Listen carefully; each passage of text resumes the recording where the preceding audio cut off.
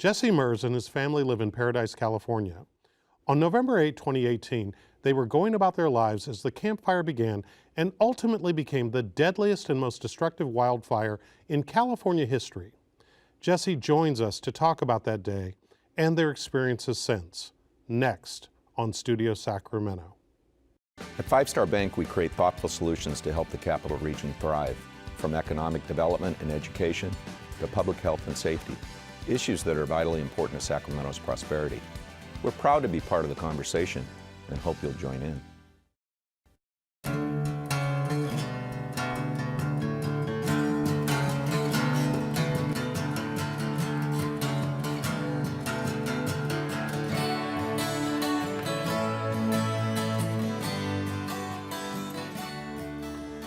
Jesse,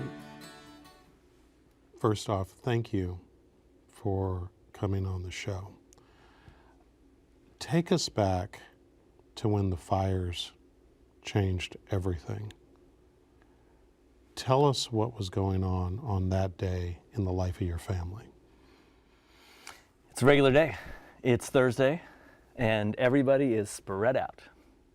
We have a large family. We have 3 kids, my wife, Laurel, and me. And my mother-in-law has lived with us for the last 12 years, and my dad has lived with us for about the last 6 years. So we each have an in-law, a parent in the house, and we have 3 kids.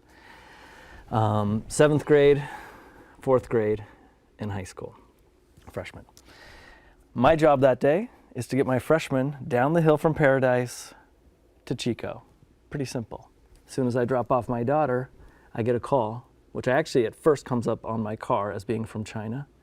And then it pops up and I answer it thinking it might be a junk call, of course, as we all get. And it says, you're in a mandatory evacuation. So at the red light, I send a group text to my family, we're being evacuated. My wife is 2 hours down south, headed down to Sonoma State, where she's a nursing student in graduate school, becoming a nurse practitioner. So she right away calls and says, what are we gonna do? And I said, you keep going. You're 2 hours away, you can't do a dang thing. You go to school, you do your testing, we got this. Being evacuated up in Paradise happens. It's not our first time. We were ready to go. My daughter pipes in and says, Dad, bring me. Well, I just brought her all the way to high school, all the way to Chico. But she was right. I pick her up, we get a quick bite to eat, we fill up on gas on that half-hour drive up, and I can see the clouds off in the distance. I'm not too worried yet, because I heard that it's way off, like 6 miles away. I'm sure it's just a precaution like it always is, but I'm on my way up. But we got to fill up on gas just in case. Turns out that was very, very important. We go up the hill. I get on the phone, and I say, okay, mother-in-law, Lynn, go get the 4th grader. She's up at Ponderosa. Go get Charlotte. Your kids' names? I'm going to say them all. Charlotte is the 4th grader. Alana is my 9th grader. And Joseph is my 7th grader. Okay. So I say to my mother-in-law, go get Charlotte, who's at Ponderosa Elementary. She says, oh, I'm getting gas.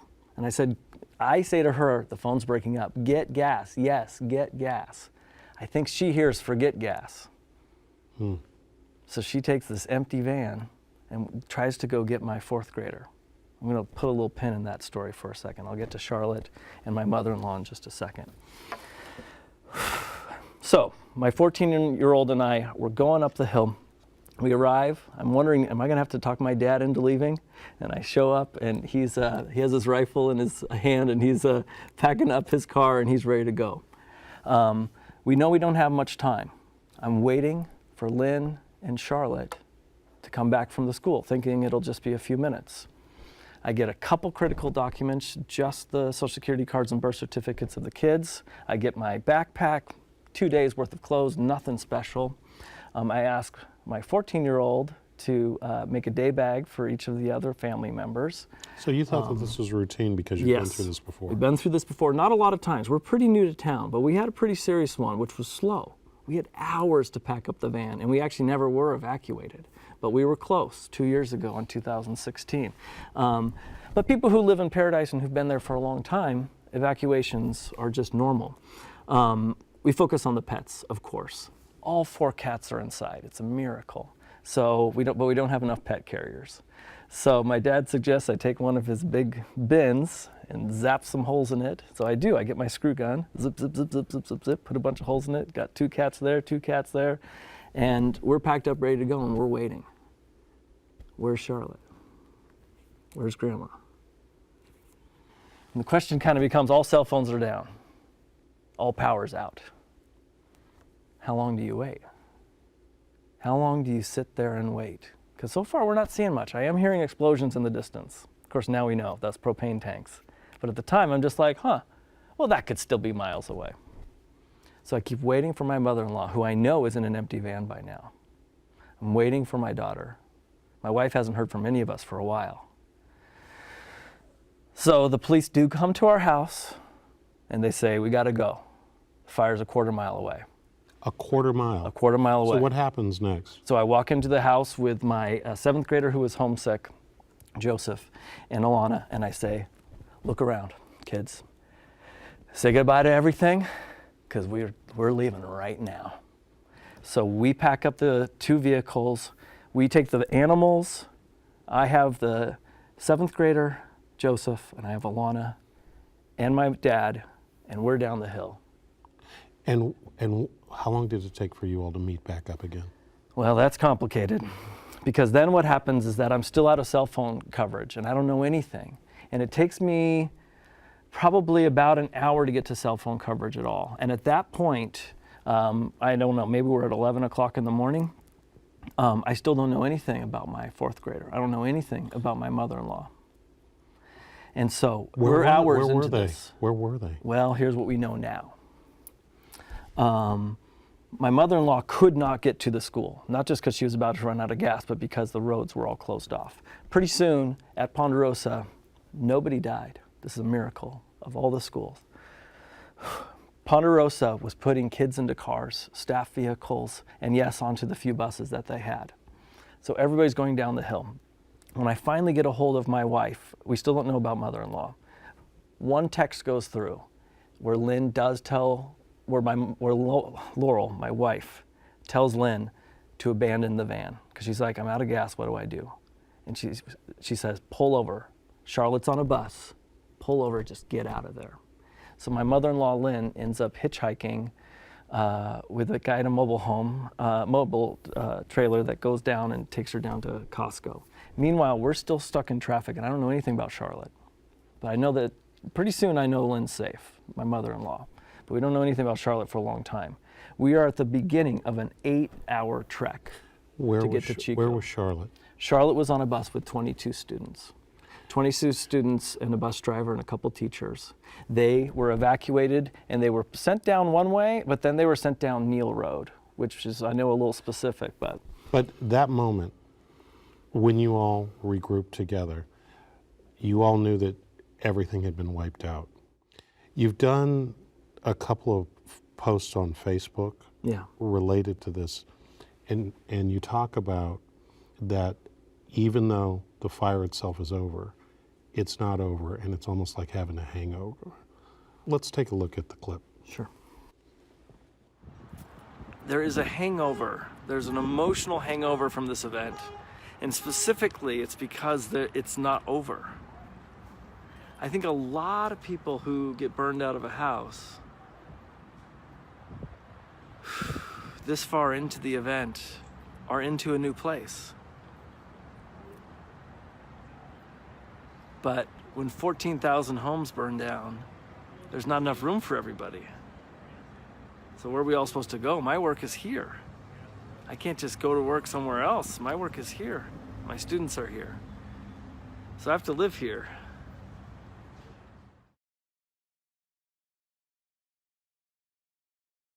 You talk about it not being over. And as we're sitting here right now,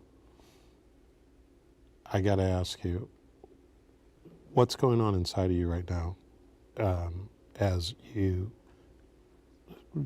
think about the clip and you also think about the story that you just told me? What's going through your head? I think what I'm really struck by is just the scale, right? I spent a lot of time thinking about my own story, my own family, my own housing situation. But when was the last time that 14,000 homes were destroyed in a single event?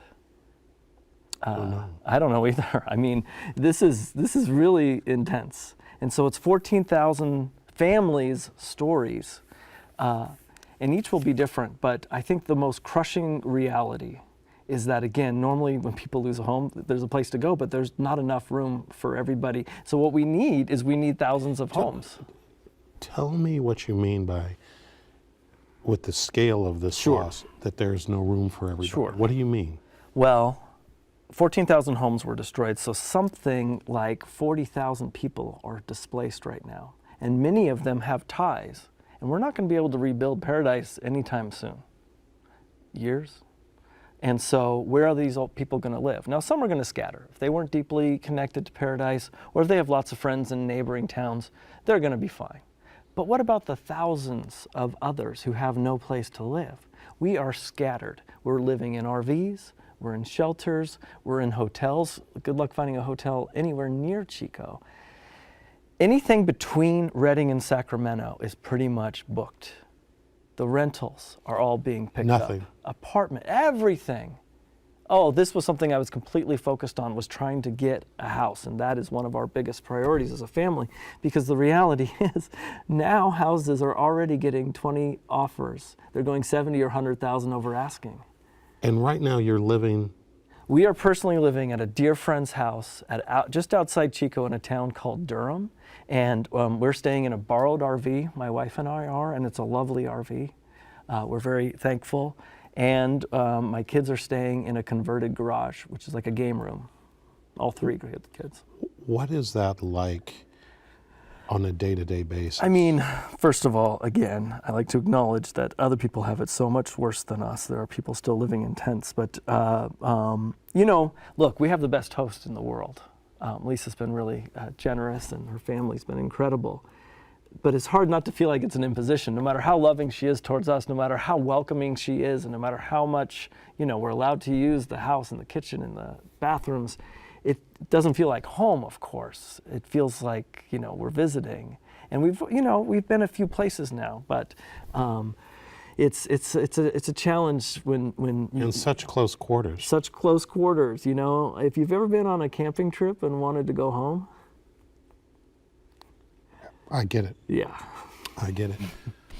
What does that mean in terms of, like, what types of things do you have to consider on a daily basis that you never had to consider before based on this? I mean, you know, I like to talk about how people of a certain age and a certain education and experience expect to have, to waddle through the rain to use the restroom in the middle of the night, for example.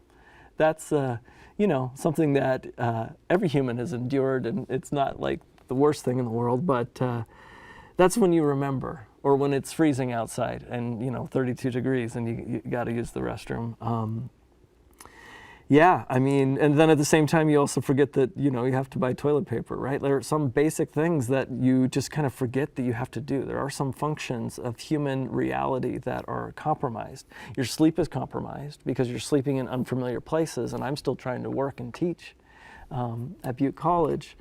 And yeah, it's a challenge, man. I'm sure it's a challenge for you and your wife. Mm-hmm. How are the kids adjusting? That's a good question. I mean, well, first of all, we solve every problem with humor, sarcasm, and musical theater. So we sing a lot together. In fact, some of our best experiences have been just driving in the car and singing musical theater full blast. Spring Awakening is a favorite sometimes.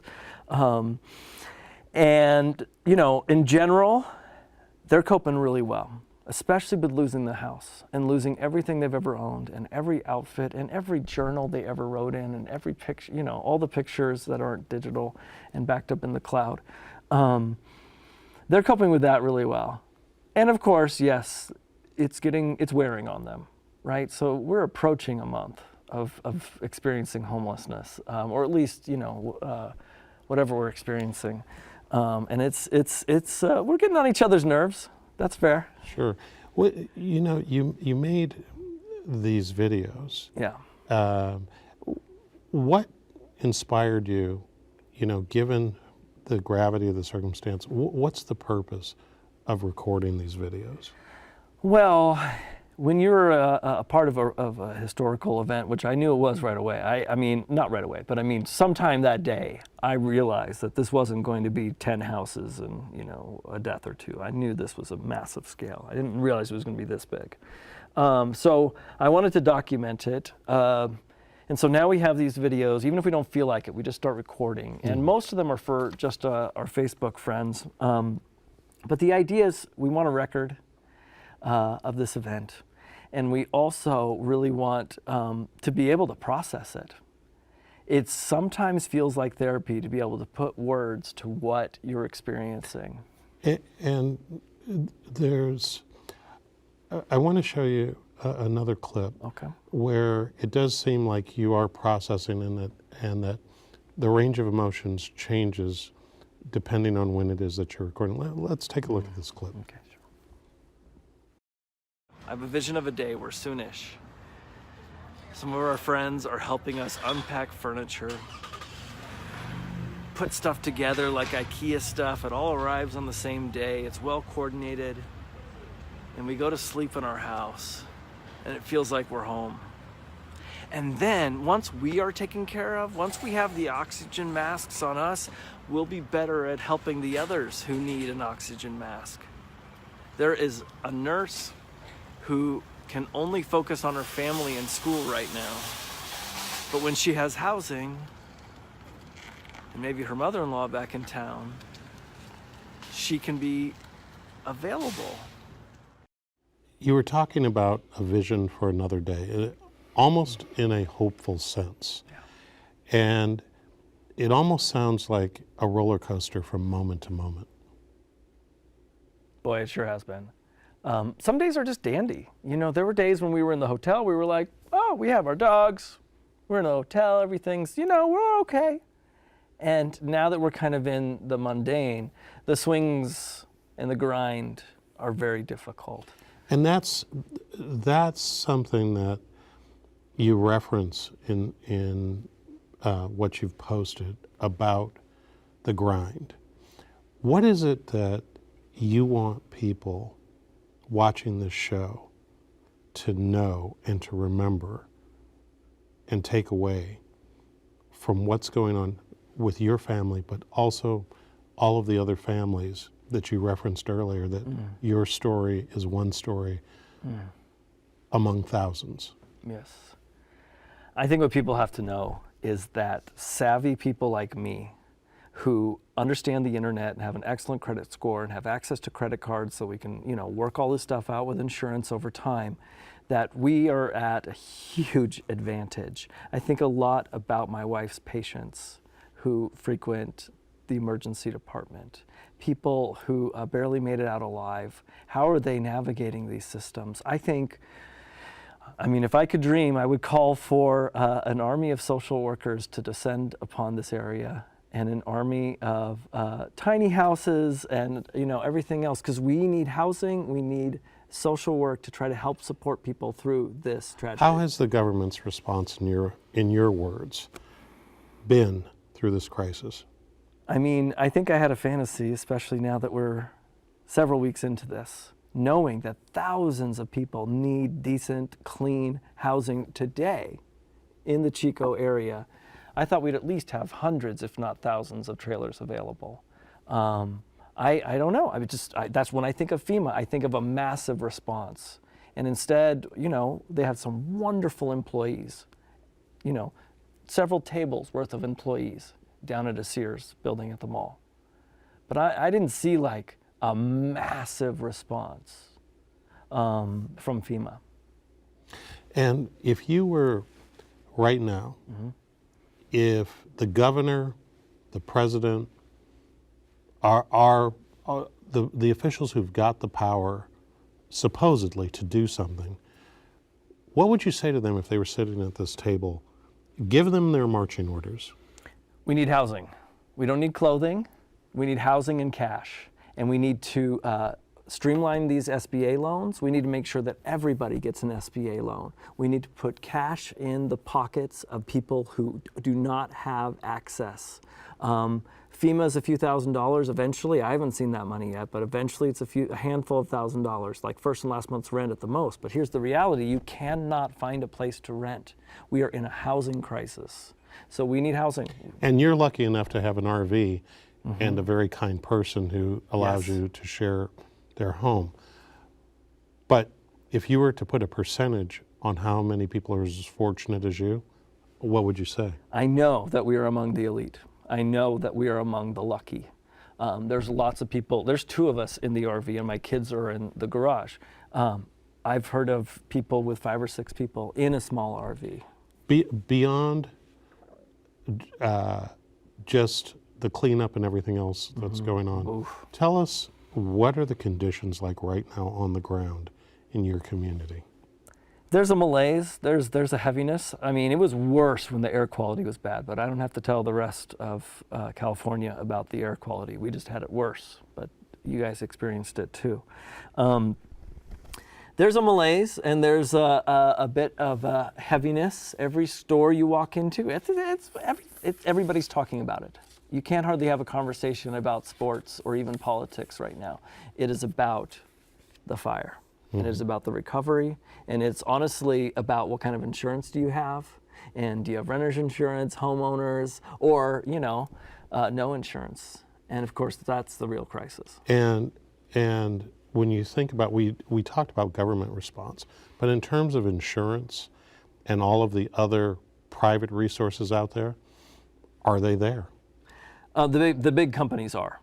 The reality is a lot of the big companies have had that massive response. So I was talking about, a massive response. Well, what's most visible are the big insurance companies who have these big tents and big tables and massive giveaways of water and, streamlining of claims. So that's very visible. But if you're with some of the more obscure insurance companies, you're getting less service.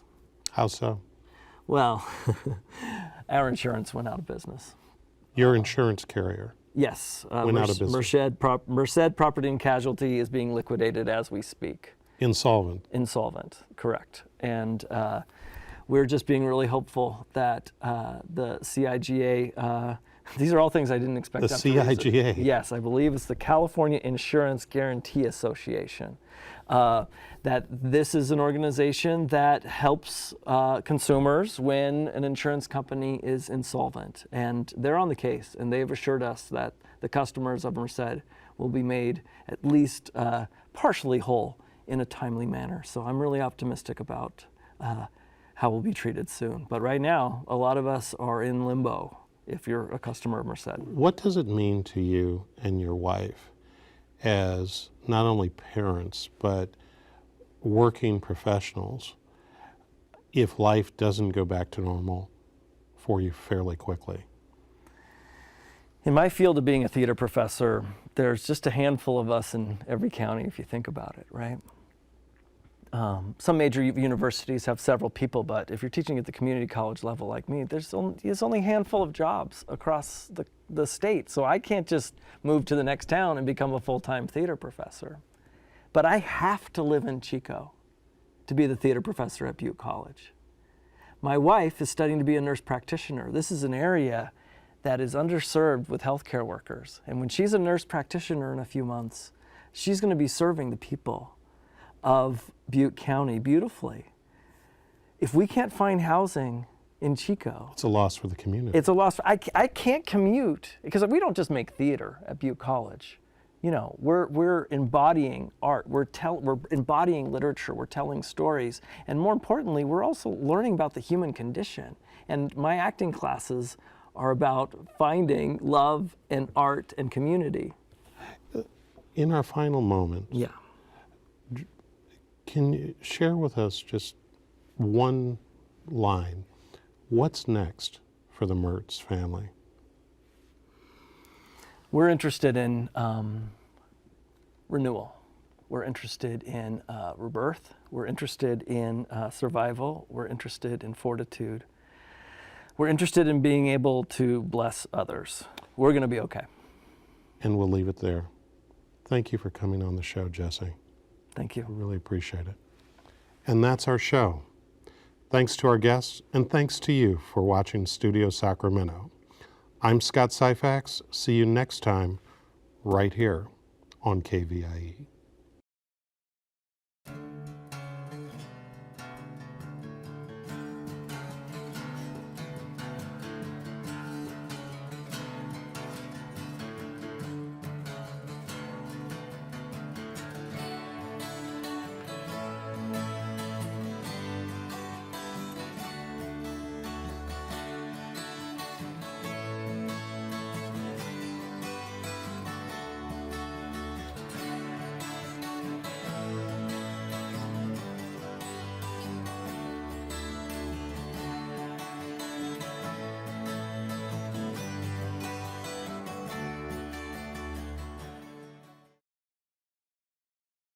At Five Star Bank, we create thoughtful solutions to help the Capital Region thrive, from economic development and education to public health and safety, issues that are vitally important to Sacramento's prosperity.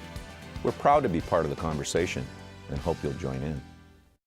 All episodes of Studio Sacramento, along with other KVIE programs, are available to watch online at kvie.org/video.